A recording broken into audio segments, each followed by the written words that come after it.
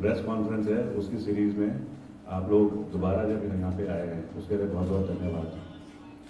आम आदमी पार्टी के राष्ट्रीय कन्वीनर और दिल्ली के मुख्यमंत्री श्री अरविंद केजरीवाल जी इस पावन भूमि उत्तराखंड में हरिद्वार से जनता को, उत्तराखंड की जनता को अलग अलग मैसेजेस दे रहे हैं और ये मैसेजेस हैं किस प्रकार से उत्तराखंड के नवनिर्माण की परिभाषा आम आदमी पार्टी यहाँ पे उसकी रचना करना चाहती है।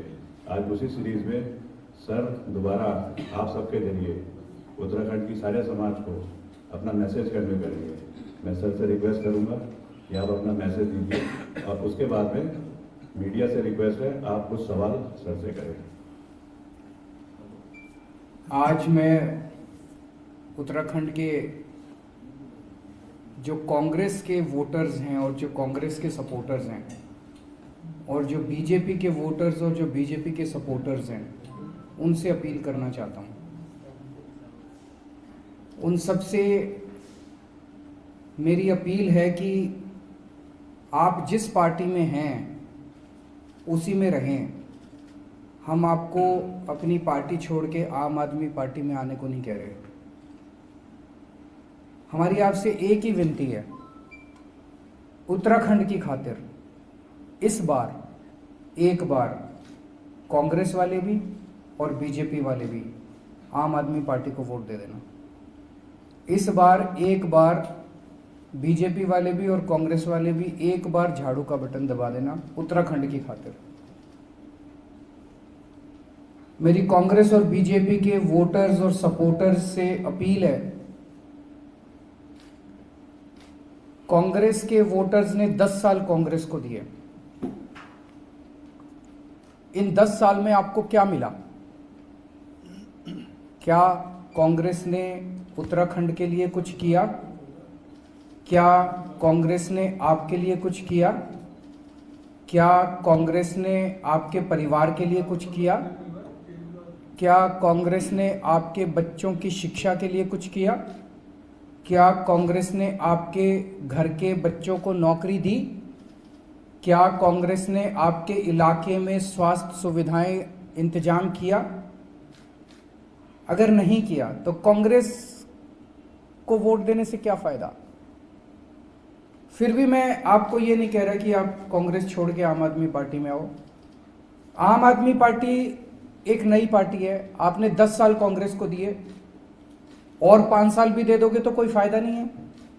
ढर्रा वैसे का वैसे ही चलेगा जैसे अभी तक चल रहा था। वैसे ही चलनी है सरकार, वैसे ही चलना उत्तराखंड अगर कांग्रेस आ गई तो हमारी आपसे विनती है, आम आदमी पार्टी एक नई पार्टी है, नए चेहरे हैं, नई सोच है, नया सीएम चेहरा है, ईमानदार सीएम चेहरा है, दिल्ली में काम करके दिखाया है। आम आदमी पार्टी के पास नए नए आइडियाज हैं, एक पूरा उत्तराखंड को विकास करने का एजेंडा है। हम गांव-गांव तक स्वास्थ्य सेवाएं पहुंचाएंगे। जब हम गांव-गांव तक स्वास्थ्य सेवाएं पहुंचाएंगे उसमें कांग्रेस वालों का भी फायदा होगा, उनके परिवार वालों का भी इलाज मिलेगा उसमें। हम गांव-गांव तक शिक्षा देंगे, स्कूल पहुंचाएंगे, सरकारी स्कूल अच्छे करेंगे जैसे दिल्ली में किए, उसमें कांग्रेस वालों के बच्चों का भी फायदा होगा, कांग्रेस के बच्चों का भी इलाज होगा, वो उनको भी शिक्षा मिलेगी। हम बच्चों को रोजगार देंगे, बेरोजगार बच्चों को बेरोजगारी भत्ता देंगे, कांग्रेस के बच्चों को भी मिलेगा। हम बिजली 24 घंटे करेंगे, कांग्रेस के हमारे जो साथी हैं उनके घर में भी बिजली 24 घंटे जाएगी। तो मेरी कांग्रेस के सभी वोटर्स और सपोर्टर्स से अपील है कि एक बार इस बार उत्तराखंड की खातिर आप आम आदमी पार्टी को वोट दे दो। इसी तरह से मेरी भाजपा के सभी वोटर्स और सपोर्टर्स से अपील है कि आपने भाजपा को 11-12 साल दिए, अभी तक भाजपा ने कुछ किया आपके लिए? इस बार तो 3 मुख्यमंत्री और बदल दिए। जब मुख्यमंत्री बार बार बदलेंगे तो क्या काम होगा? आपके परिवार के लिए कुछ किया हो भाजपा ने, आपके बच्चों के लिए कुछ किया हो, उत्तराखंड के लिए कुछ किया हो? कुछ भी तो नहीं किया। आपके इलाके में अच्छे स्कूल बना दिए हों, अच्छे अस्पताल बना दिए हों, कुछ भी तो नहीं किया। उनको 5 साल और दे दो, ढर्रा वैसे का वैसे ही चलेगा, कुछ नहीं बदलना। अभी तक जैसे चल रही है सरकारें वैसे ही चलेंगी, वैसे ही भ्रष्टाचार चलेगा, वैसे ही लूट चलेगी, वैसे ही कुछ नहीं होना। आम आदमी पार्टी नई पार्टी है, नए चेहरे लेके आई है, नए सोच लेके आई है, इसीलिए हमारे पास पूरा एजेंडा है उत्तराखंड के लिए कि हम उत्तराखंड में सरकारी स्कूल अच्छा करना चाहते हैं। दिल्ली में करके आए हैं, जैसे दिल्ली में किए, हम गांव-गांव तक स्वास्थ्य सेवाएं पहुंचाएंगे, फ्री में सबका इलाज करेंगे, उत्तराखंड के सब लोगों का इलाज फ्री में होगा, 24 घंटे बिजली करेंगे। उसमें भाजपा के कार्यकर्ताओं को, भाजपा के सपोर्टर्स को, भाजपा के वोटर्स को भी ये सारी सुविधाएं मिलेंगी। तो मेरी ये आज प्रेस कॉन्फ्रेंस के ज़रिए मैं केवल और केवल बीजेपी और कांग्रेस के वोटर्स और सपोर्टर्स को अपील करना चाहता हूं कि उत्तराखंड की खातिर, देश की खातिर एक बार, कोई फ़र्क नहीं पड़ता, इतने मौके आपने दिए, एक बार आम आदमी पार्टी को मौका दें। हमारा आपको वादा, इन दोनों पार्टियों ने मिलके, कांग्रेस ने और बीजेपी ने, दोनों ने मिलके 21 साल में 72,000 करोड़ रुपए का कर्जा चढ़ा दिया उत्तराखंड के ऊपर। इसकी जवाबदेही तो उनसे लेनी चाहिए।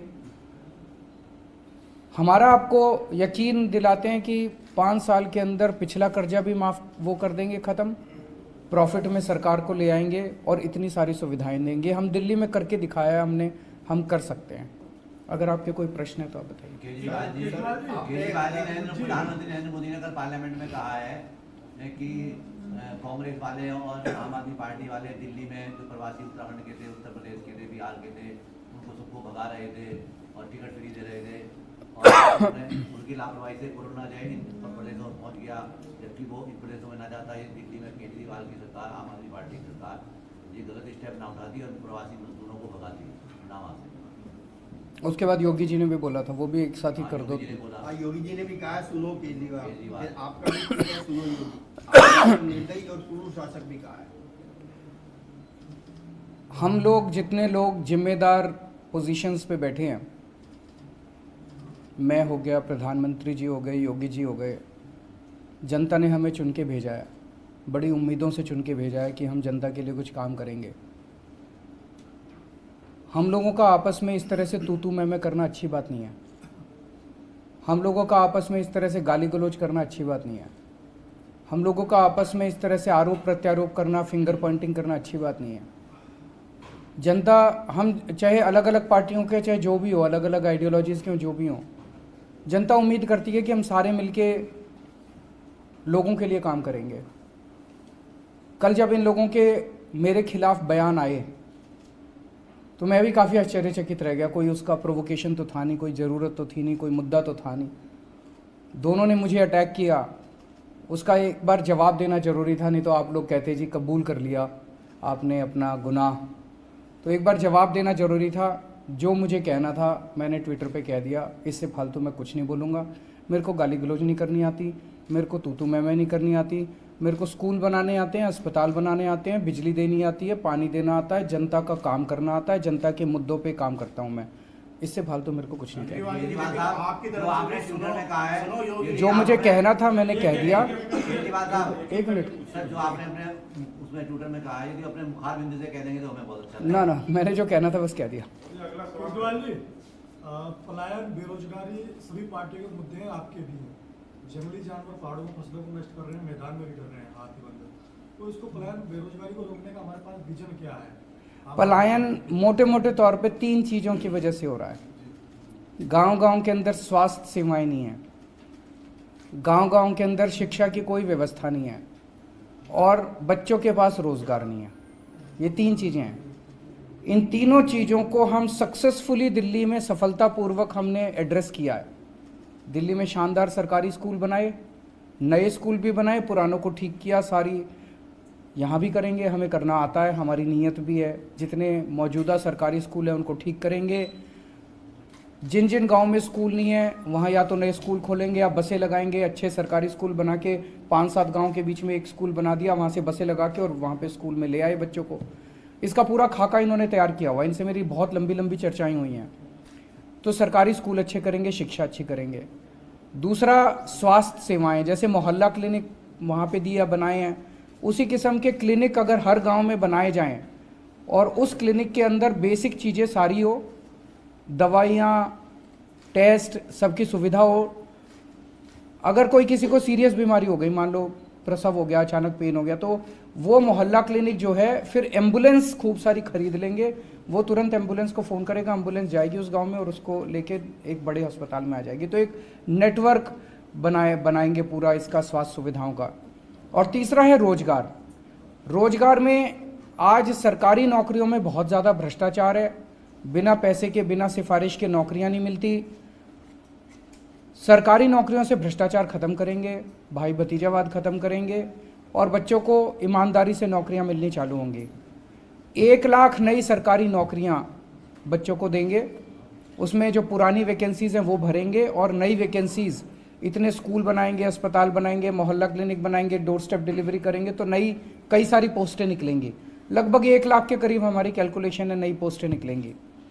इसके अलावा बहुत बड़े स्तर के ऊपर टूरिज्म को बढ़ावा देंगे, उसका भी इन्होंने, वो जो हमने कहा है कि अंतर्राष्ट्रीय आध्यात्मिक राजधानी बनाएंगे, उसमें हज़ारों हम रोज़गार तैयार होने का हमारा पूरा प्लान है, जिससे बच्चों को यहीं पे रोज़गार मिलेगा। हमारी तो उम्मीद है कि मौजूदा बच्चों को ही नहीं मिलेगा, जो बच्चे छोड़ के चले गए वो भी शायद वापस आ जाएं। केजरीवाल जी, उत्तराखंड के परिप्रेक्ष्य में गैरसैंण राजधानी का एक महत्वपूर्ण स्थान है, क्योंकि जब उत्तराखंड आंदोलन परिकल्पना में यही था कि एक पर्वतीय राज्य की पर्वतीय राजधानी होनी चाहिए, लेकिन अभी समर कैपिटल बना दी गई है गैरसैंण।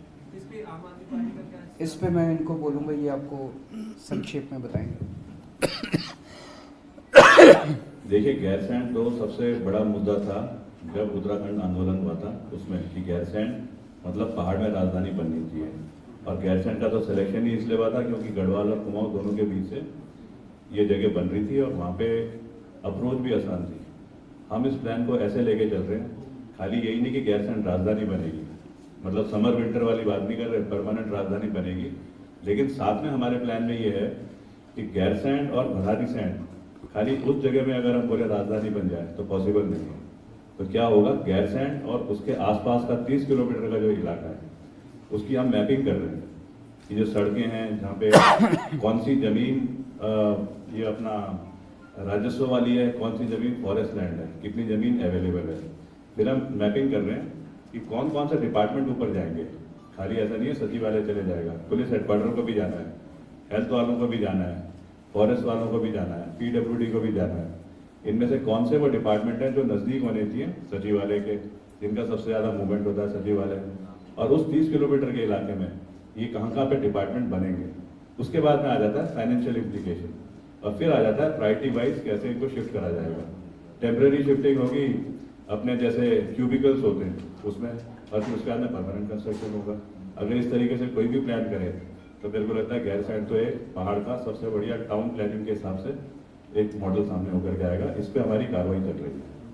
सर, आपसे क्वेश्चन, कल भारतीय किसान यूनियन के राष्ट्रीय प्रवक्ता है टिकैत जी, उन्होंने कहा कि किसानों को सभा करके क्या वोट उसे दे जो किसानों के हित की बात करें, लेकिन आपके मैनिफेस्टो में और ना आपने उनका जिक्र किया किसानों के, उनके लिए आप क्या करेंगे? किसानों के जितने भी मुद्दे हैं उन किसानों के साथ बैठ के, ऐसा नहीं कि मैं अभी कुछ ऐलान कर दूं कि हम ये करेंगे और किसानों की सारी समस्याएं सॉल्व हो जाएंगी। जब हमने दिल्ली में सरकार बनाई थी हमें तो शिक्षा का कुछ पता ही नहीं था, हमें तो अस्पतालों का कुछ पता ही नहीं था, लेकिन उन लोगों के साथ हम बैठे और उनके साथ बैठ के हमने सारे मुद्दे सॉल्व किए। किसानों के साथ बैठ के भी हम सारे मुद्दे सॉल्व करेंगे। किसानों की मांग है कि MSP दी जाए, जैसे सबसे बड़ी मांग है। केंद्र सरकार से उनकी अपेक्षा है कि वो MSP दे। केंद्र सरकार जब तक नहीं देती हम कोशिश करेंगे कि MSP राज्य सरकार द्वारा दी जा सके, इसका पूरी प्लानिंग चल रही है। और भी उनके जितने, इस बार खाद की बहुत बड़ी प्रॉब्लम हुई थी, खाद लोगों को टाइम पे नहीं मिली थी, तो जितने भी मुद्दे हैं किसानों के साथ बैठेंगे। हमारी नीयत साफ है, तो किसानों के साथ बैठ के उनके सारे मुद्दों पे समाधान करेंगे। आज ऐसा क्या हुआ जो आपको कांग्रेस और बीजेपी पार्टी के सपोर्टरों की जरूरत पड़ गई, क्यों सेंध लगाने की बात की जा रही है? नहीं, देखो जी, हमारी तो नई पार्टी है, हमारे पहले सारे कांग्रेस और बीजेपी वाले ही थे।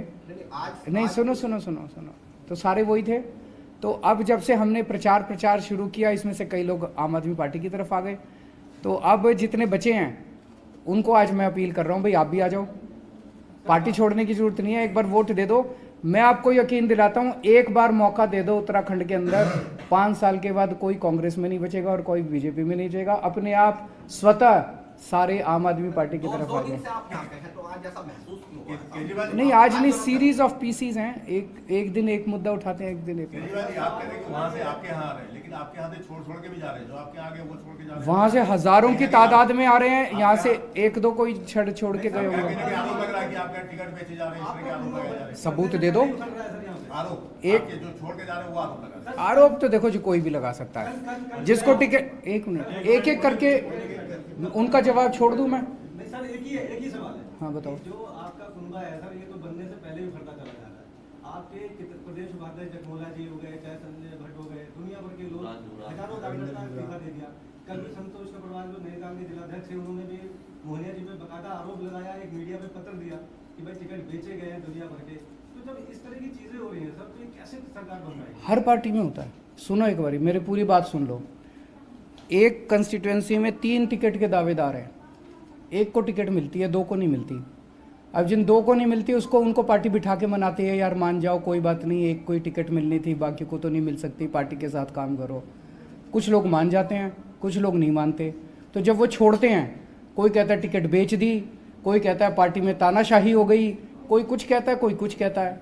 मैंने ओपन चैलेंज किया हुआ है, हमको टिकट बेचने का या खरीदने का सबूत दे दो, शाम तक पार्टी से केवल नहीं निकालूंगा, जहन्नुम तक पीछा करूंगा उसका, उसको छोड़ने वाला नहीं मैं जिंदगी में। एक मिनट सुनो, एक मिनट सुन लो, अब सुनने की भी काबिलियत रखो। छोड़ूंगा नहीं मैं, कुछ भी हो जाए। मैं भ्रष्टाचार बर्दाश्त नहीं कर सकता। अपने मंत्री को निकाल दिया था कैबिनेट में मैंने दिल्ली में, एक छोटा सा सबूत आया था मेरे पास। अगर किसी ने टिकट बेची और किसी ने टिकट खरीदी हमारी पार्टी के अंदर, उसको जेल भिजवा के रहूंगा मैं, उसको केवल पार्टी से नहीं निकालूंगा। बाकी ऐसे राजनीतिक तौर पे तो आरोप प्रत्यारोप चलते ही रहते हैं। केजरीवाल जी, उत्तराखंड में मामला उठा है मुस्लिम यूनिवर्सिटी का कि कांग्रेस के एक जो है बागी नेता थे, उन्होंने आरोप लगाया कि मुझे हरीश रावत ने मुस्लिम। देखो जी, जो भी यूनिवर्सिटी बने सबके लिए बननी चाहिए, कोई एक धर्म के नाम पे या इस पे नहीं होना चाहिए। सबके बच्चे पढ़े हैं, जैसे मैंने कहा हम स्कूल बनाएंगे, उसमें मुसलमानों के बच्चे भी पढ़ेंगे, हिंदुओं के बच्चे भी पढ़ेंगे, सिखों के भी पढ़ेंगे, जैनियों के भी पढ़ेंगे, क्रिश्चियन, सबके बच्चों के लिए यूनिवर्सिटी बननी चाहिए, सबके लिए कॉलेज बनना चाहिए, सबके लिए वो बनना चाहिए। सर,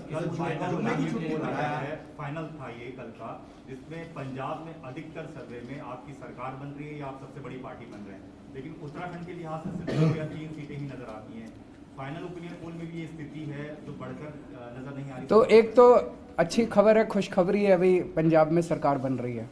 तो मेरी उत्तराखंड की जनता से अपील है कि पंजाब में भी बन रही है, पंजाब के लोग भी भरोसा कर रहे हैं, आप भी बनाओ। लेकिन उत्तराखंड में हमारा ये पहला चुनाव है, पंजाब में ये दूसरा चुनाव है। पंजाब में एक तरह से 3-4 चुनाव के डेटा है। जब भी एक नई पार्टी आती है, उस नई पार्टी के वोट्स का आकलन करना बहुत मुश्किल होता है।